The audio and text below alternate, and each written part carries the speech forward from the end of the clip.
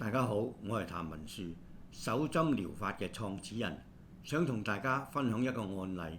我一位好朋友盧醫師，佢係加拿大執業嘅中醫針灸博士。我同佢素未謀面，係經佢香港嘅同學李錦超博士介紹認識。佢對手針非常之向往，並且安排喺加拿大網課上線。佢並且親自咁樣教人同埋用手針嚟治療。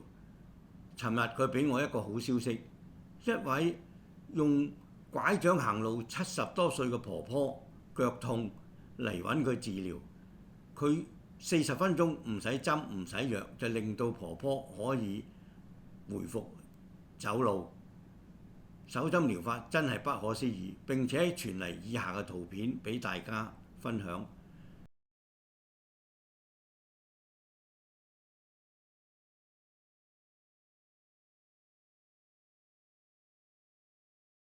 手針療法將會喺下個月喺尖沙咀梵音學院開課痛症班，希望大家踴躍參加。